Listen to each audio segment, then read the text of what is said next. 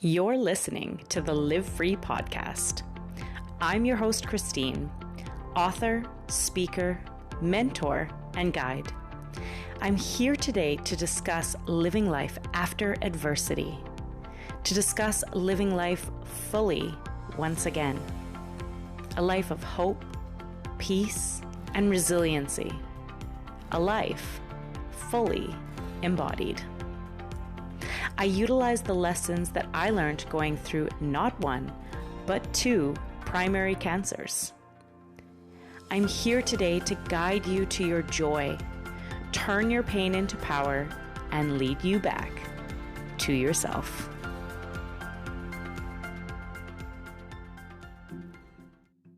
Hello and welcome to another episode of the Live Free podcast. Today, I want to talk about self-worth and what I wish I knew as I embarked on my journey of self-worth. So we all know the typical stuff. Take care of yourself, practice self-care, sleep, eat well, exercise, etc. We know that there are affirmations out there that can help us to have self-worth. Maybe on your mirror you write, I love and accept myself exactly the way that I am. Surrounding yourself with good friends and people that uplift you. And while all of these are really, really helpful, some things I didn't know about self-worth is that you have the ability to drain your own self-worth quickly. And that is often because of the way that our world is structured, that we then can create a low self-worth situation. And that is exactly what I did. If you follow the podcast and if you follow me on Instagram, you know that there was a reckoning for me. Just this past fall, I was trucking along, feeling less and less and less happy with myself. I was feeling that maybe I just couldn't do this business anymore. I wasn't valuable to anybody anymore. I was pushing and pushing and pushing, and yet something just told me that, I'm not okay. And I ignored it because I had many things to do. And hey, newsflash, I'm human too. We all get blinded by our own selves. Although I work as a counselor and a coach and motivational speaker, you'd think that I know all these things. But the fact of the matter is that it's easy to see it in someone else. It's easy by listening to their words and their expressions and the way that they're speaking, that they, all they have to do is X and Y and Z will follow. But when you are in your day-to-day, in your own life, and that's precisely why we hire coaches and counselors and all of these sorts of things, we tend to walk a bit blind. Now, my years of self-awareness and education have absolutely helped. There's no question. I think I spend shorter periods of time in the valleys and longer periods of time in the peaks. I certainly have more compassion for myself when I'm in these really deep, dark places. But newsflash, I'm not perfect. And so I was in this place of giving, going, burnout, really. And I was starting to get blind to my own experience of life. And what that was that my self-worth was suffering. And again, if you follow me, you know that the reckoning that happened was just this past fall. I had a group of women say very bluntly to me how, basically I am not coming from a good place. I'm not a good person. I have no intention of helping people. I'm selfish, self-centered, etc. And that didn't just shake me, it totally crumbled me. And now, why? Why would, my first troll, as they say, why would that person shake me so deeply? It was because without understanding, without knowing what was going on in my life, my self-worth had gone from a 10 to a 2, and I and I and I was in this perfect and ripe place to be absolutely shook and crumbled.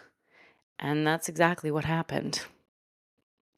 I did not have the sustainability, the love, the self-love, the comfort in myself and who I was to not listen. I described it to multiple friends and family like if they had said that the sky is purple, then I would be able to say, well, clearly it's blue, but thank you for your thank you for your opinion. But what instead was, they said, to your core, you're not a good person. You're not coming from a good place. You aren't trying to help people. You're trying to serve yourself. Now, that is a very ambiguous, a very plausible thing that many human beings grapple with, especially when you help people.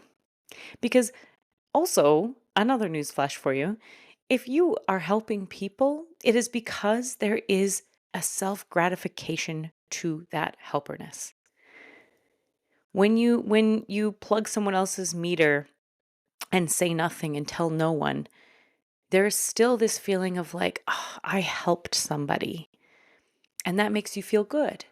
And so there is a dichotomy when it comes to helpers, people that give.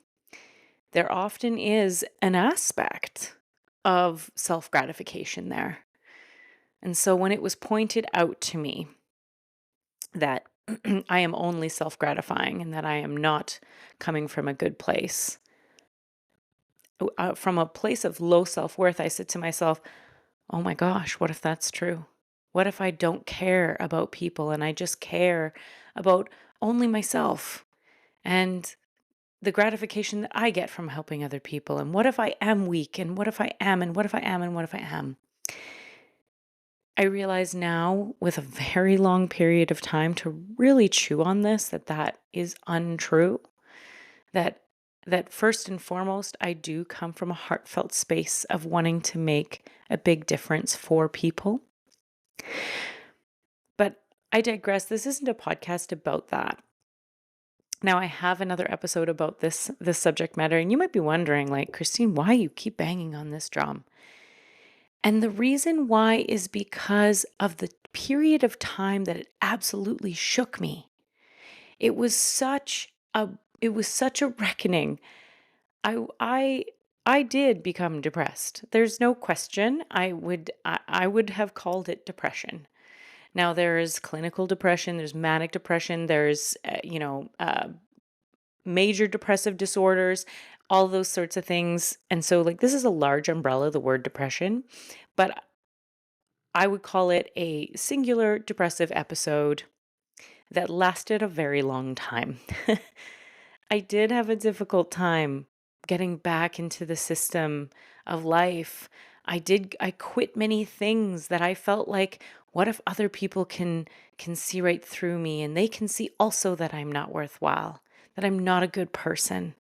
And so everything that I was doing, all these volunteer opportunities, all of the charities that I worked for, all of the people that I spoke to in, different areas, I just walked away from all of it. And it was because a part of me believed what I was being told. I wasn't able to say quite simply, no, the sky is not purple. And so I want to bring to you the reasons that I believe my self-worth had absolutely plummeted, so that maybe you can see in yourself how you might be able to reverse low self-worth in your own experience of life. Because often we think that we're just not doing enough affirmations or whatever else that I said at the beginning of this episode, but it's not that. It's that in this world of do and, you know, prove and compare and please and all of these things, our inner critic really rises in our minds. And so it's actually in the overdoing that we begin to drop our own self worth. And that is inherent in the society that we live in. And so you may be inadvertently crushing your own self worth just by doing the damn thing, like everybody else is doing. So let's break these down. The trick of doing too much and proving. In my own experience, that was that I started a business where I wanted to help people and still run that business, and I still do help people. But I thought that I needed to prove myself to the social media world, the people around me, my community, etc.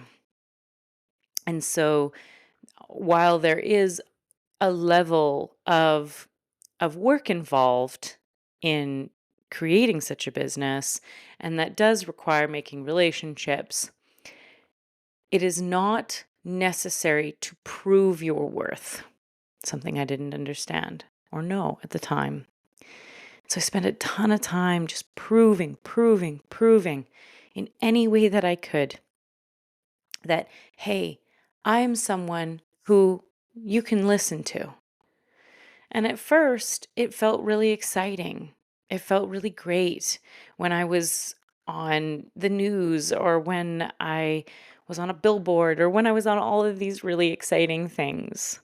And it felt really great and it felt really enriching to create this I don't know what the word would be, to create a platform that people could go, wow, that's really cool. She's done a lot of things. And it felt really good.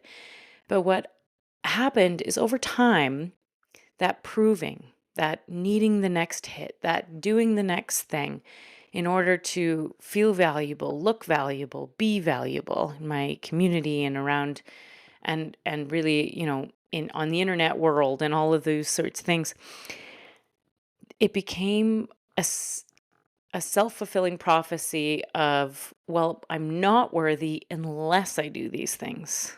Started off feeling really good. I'm worthy, so therefore I do these things. And as time passed, it became, I am not worthy unless I do these things. And so in moments of quiet, when I, wasn't building into the next thing or whatever else, there was this feeling of, oh, I'm losing my footing. Oh, I'm not important to somebody. And so I ask you, in this trick of doing too much and proving yourself, where in your life are you trying to prove yourself? An example that pops up for me might be perhaps a mother who does all the bake sales and does all of the events and is on the board and all these things and is proving that she is the perfect mother to everyone else, all because she has a deep-seated fear that she isn't a very good mother. Do you see the comparison here? I myself had fear that maybe I wasn't cut out for this job. Maybe I wasn't educated enough for this job. And so therefore I pushed and pushed and pushed in order to prove to everyone else that that I am in fact worthy. And so then you can trust me. And that became my self-fulfilling prophecy.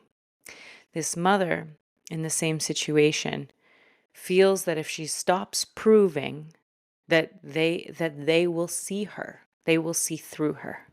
And so she keeps proving. But then the problem is that over time, that thing that was once, just to help soothe a bit, becomes the very thing that is lemon and salt on the wound. If you aren't proving, then you aren't worthy. which brings me to my next, probably most impactful, is that when we are looking for outside approval, when we feel our worth needs to be earned, very closely related, that is when we will be disappointed every single time. Because we've written a play for the world to approve of us. And if they fall short, then that means that we aren't worthy. And over and over and over again, they will fall short. This external validation that we all crave and was generally taught to us by our parents when we were young. To accept approval meant that we were doing well. And if our parents were angry with us, well, then it meant we weren't. And so we really learned that approval means that we're doing good. And so this constant need, you prove and then people validate you. But the problem is that the validation is a drug that cannot ever be satiated. It's that dragon that you keep chasing. When someone says that you've done a wonderful job, and then the next time you do the same thing and they haven't said it, the first thing that pops into my mind is, oh, well, clearly I've digressed. Clearly they're no longer appreciative of what it is. And I'll give an example to illustrate this. When I was very young, I used to sing a lot at different events, community events in my small town. I competed in musical theater. I was good. And I recall when I was very young, I sang at a talent show of some kind. And I remember there was this mom in my class, the mom of one of the kids that I went to school with, who said, "You just have the most adult, amazing voice. And I feel like someday you could just be an absolute star." And I must have been 7 at the time or something like that. And the next time that I sang on stage, the same thing. She came up to me, "I just can't get over how you are going to be, the next star. You have such a beautiful adult voice." And then I was 9 and 10, and suddenly she stopped coming up to me at events. And I remember one time seeking her out because I wanted that hit of dopamine and, coming up and, "Oh, hi, how's it going?" And she did compliment me, but it seemed a bit forced. And the next time that I had the event, I felt sheepish. She didn't come to me, and I didn't go to her. And then it just stopped. And I remember starting to feel as a young person that I must not be a good singer anymore. I was once and I'm not anymore. And that deeply impacted me. And I'm sure that you have a story just like that, of your own version, where you have searched and searched for that dopamine hit, someone to tell you that you are special, that you are unique, and that you've done a good job. And without that validation, you don't feel valuable. Now, in my situation, not only was I proving and proving and proving, but rather than getting validation, I was told that all my proving is because I'm self-centered. Now, you can imagine how that would make someone feel who has, at the time, low self-worth.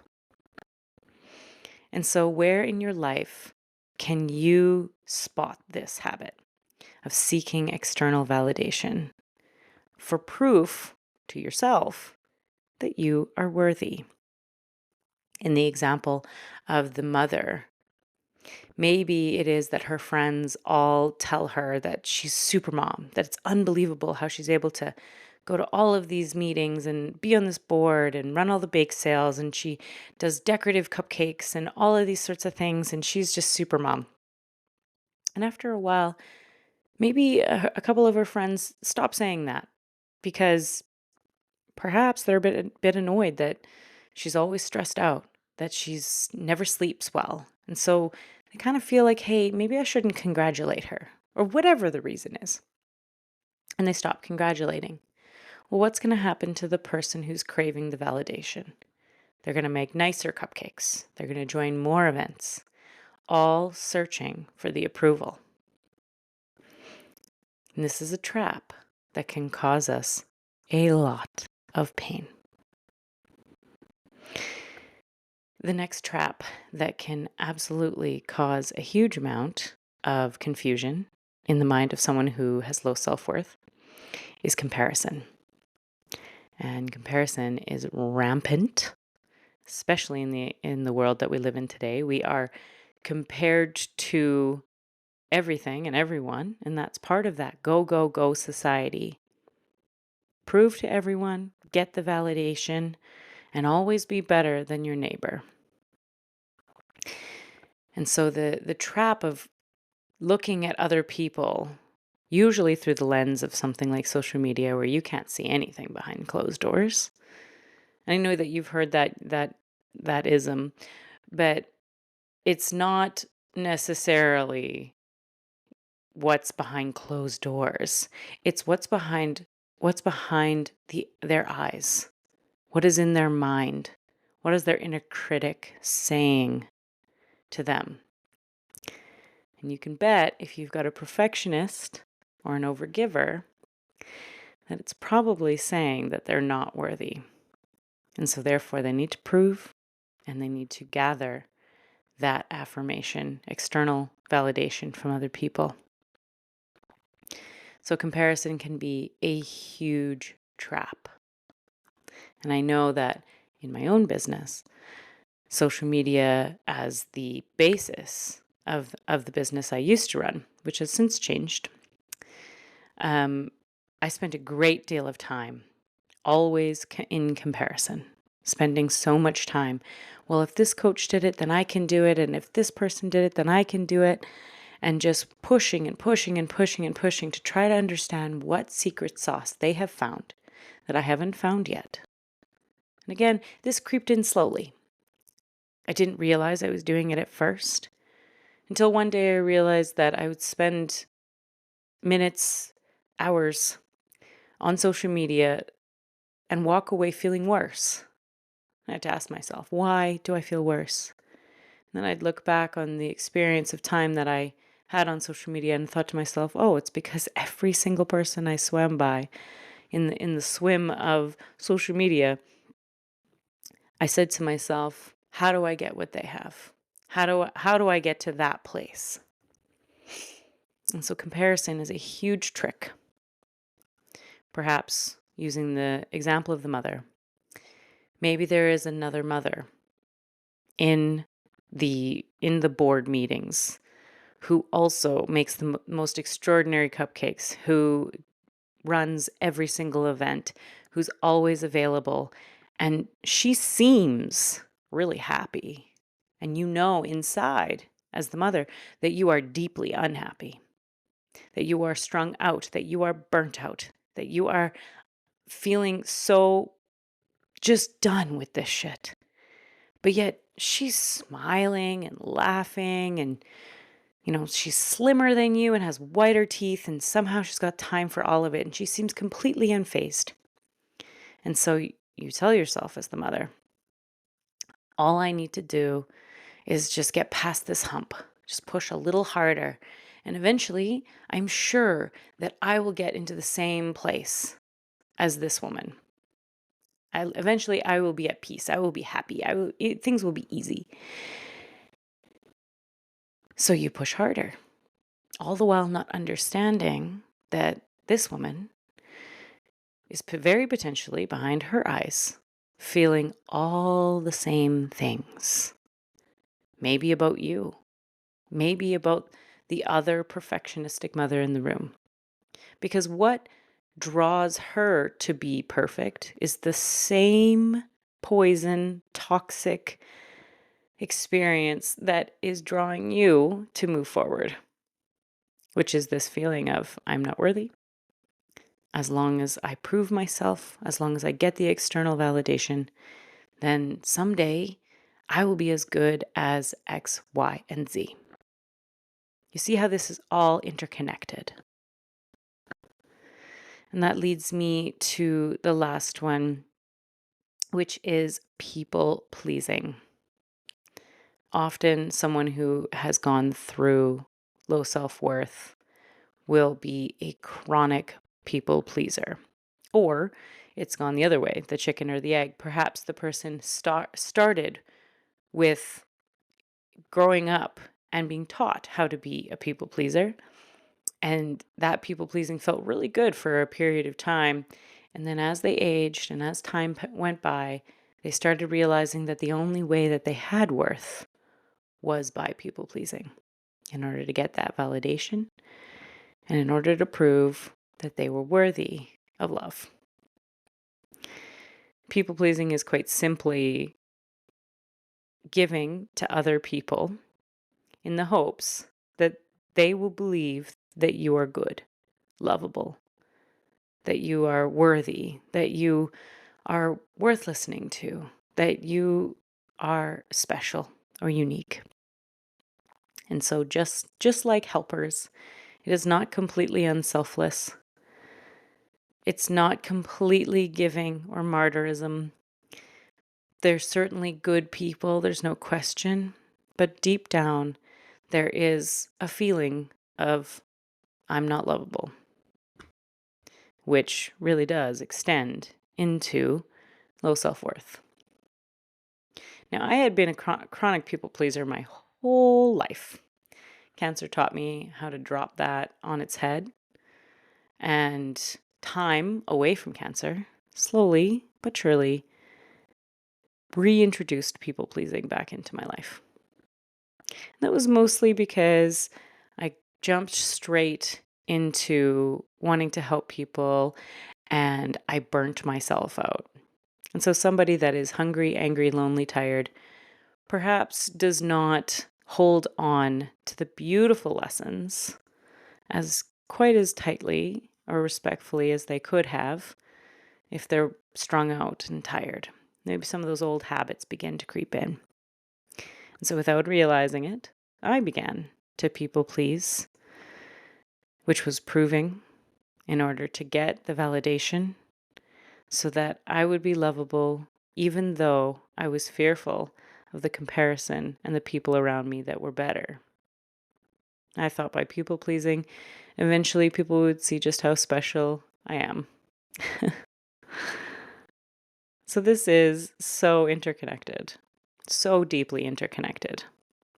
And I hope that it is a peek behind the curtain of how absolutely none of us are exempt. None of us are exempt from feelings of low self-worth at times, of low self-esteem, whatever it is. The difference is that if you want to heal from low self-worth, what is important is a few things. One is self-awareness, which takes time, experience, education, but will come. Another is self-compassion and realizing that even with all your self-awareness, you are a human being, which means that all of the same flaws, all of the same problems that everyone goes through are going to be part of your experience no matter how self-aware you become. It will continue to be that way. And finally, it is about turning around some of these addictive habits. So, reducing the need to prove. That would be, for example, when I quit everything and I decided to go back to school, I was immediately released from the need to prove. from the need to be loved by everyone or experienced by everybody, to have a ton of followers and et cetera, et cetera, et cetera. And I got to then focus on my schoolwork and my family and the things that really mattered. And by instantly releasing that proving, a moment that I felt at the time was weakness, me quitting everything, it instead brought me to a slowdown and to a refocus of what really matters and a breaking of the cycle of proving. By moving into registered professional counseling, I got an opportunity to take a break and walk away from the grind that is becoming a life coach, and instead into the respected position of somebody who has gone through a diploma program. And that break from proving made me realize all the ways that that has caused me so much pain. And so, where in your life can you cold turkey proving? Where can you shut it off, walk away from it, and completely, unapologetically decide that you just are enough as you are? Maybe that is going back to school for you. Maybe that is in the experience of the mother. Maybe that's saying, oh, I've had a death in the family and I need to quit the board for now, but then just never come back. Whatever it is for you. It's moving away from these vices that give you the external validation that you crave and that feels so good and intoxicating. But when there is no need to prove in order to get the external validation, you find out that the external validation never felt as good as just being at peace with who you are. Never, ever, ever, ever has external validation replaced and been an upgrade from being okay with all of your imperfections to focusing on your family and the people that matter to you, to waking up slowly in the morning and walking into a day that all you got to do all day is prove, waking up slowly and not moving into a day where all you have to do all day is prove to other people. No longer having that dread in the morning for your day, but instead knowing that today all you have to do is, clean your house, do your homework, whatever it is, work to help somebody, etc. So I really, really encourage you, if the world has taught you to prove your worth in order to get external validation because everyone around you is doing better than you think. So that is the proving, that is the external validation, and that is the comparison. And that the only way that you can get where you want to be with that external validation is by people pleasing, then I beg you to just quit it at the beginning. So not somewhere in the middle, but at the beginning. At the core of what is causing your self-worth to plummet so fast and way quicker than you thought possible, no matter where you are in the world, no matter what you do. Maybe you're a counselor listening and you're thinking, oh, I'm so embarrassed. I'm supposed to be this person who helps other people. And yet I have such low self-worth. I want to tell you, you're not broken. You're not a fraud. You're a human being. And that means that absolutely none of us are exempt. Absolutely all of us will go through ebbs and flows when it comes to self-worth, self-esteem, self-love. That happened to be my ebb, and it happened to crush me. And that's okay, because without even realizing it, I cut it off at the source, which was proving. And you will not see me prove anymore. I do not spend my mornings trying my best to think of the next way that I can impress people online. I don't do that at all. Not at all. Going back to school gave me the time and experience that I needed to take a break from all of the giving and all of the validation and everything like that. And therefore, I began to see my own worth that was already there. Now, of course, going back to school also gave me structure and purpose and a sense of accomplishment, which makes it a little easier to connect to your self-worth again. And it's just important to note here that using achievements to validate your worth is going to cause so much more pain in the end because it's doing the same thing. You'll constantly be stuck in this cycle of always needing the next thing in order to feel good enough. And so I reframe going back to school as an opportunity for me to find my worthiness inherently in myself again by giving me a little bit of a step back from the constant rat race and all of those sorts of things of needing the validation and the proving and all of those experiences. But maybe, just maybe, it also served as an opportunity to feel worthy inherently because it is something that I'm proud of. But it is something that I'm proud of in that just slight different way of that I rather than looking for other people to be proud of me, I myself am proud of it. Does that make sense?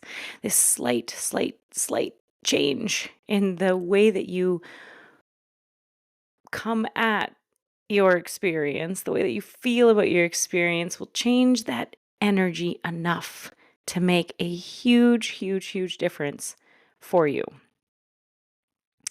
And so in your life, as we move forward to the end of the podcast here, where can you stop proving, move away from the rat race of needing other people to be proud of you, other people to find your worth, to give you the external validation? Because through comparison, you have created this belief that you are not enough. Maybe you are in a constant cycle of people pleasing, and you'd like to let that shit go. Then I invite you to bring in something that makes you feel good. Something that is all you, that was not for anyone else, it was for you. Maybe you love art and you spend time making things that you are proud of. And that gives you something that you can feel worthy in. Maybe you redirect from external validation to instead internal validation in your family unit with your spouse or with your children. Now, of course, not giving them a playwright to tell you you're good enough, but instead to feel proud of the effort and time and connection that you make with your family. I think this really slight change in the way that we come at something from external people needing to be proud of us to internal ways of being proud of us can make all the difference in the world for our self-worth. So I invite you to reduce proving, cut it off at the source, stop proving. Stop yearning for external validation and for other people to be proud of you. Let go of comparison. You have no idea what is going on behind those person's eyes. And release people pleasing. And bonus tip, begin something that you are proud of, that is just for you, that feels like something that you can hang your hat on. permanently. I hope that today's episode has been helpful, and I hope that my candidness has been something that has uplifted you in some way. I know many people shy away from, especially people in the mental health and motivational space, really shy away from sharing some of the more difficult experiences that they have gone through. And I'll admit, it's nerve-wracking to do. But I know that the best way we learn is through other people's stories.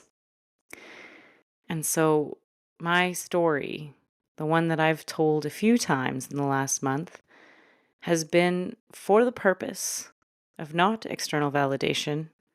I don't need you or anyone else to validate me or my experience, but to reflect to you and to the listener that most likely you have felt the feelings that I felt. And hopefully by hearing my experiences, something's dinging in your head. Oh, I've been there. I know what that feels like. And I know how to get through it now based on this person's experience. And your journey may be different. And that's okay too. But getting a little bit of clarity through thought alone can be all we need, that push to move forward. And so I wish you all the very best. I hope you have a beautiful evening or day. And thank you so much for being here, for showing up for yourself, and for listening. All my love. Thank you so much for listening. If you loved this last episode, then consider rating the podcast. Those few seconds that it takes makes a huge difference. Also, if you are interested in mentorship, transformational programs, or reading the book Unbroken, Rising Above, Thriving Within, then take a look at the show notes for all the resources and links. Always remember, you can overcome any obstacle. Let's do this together.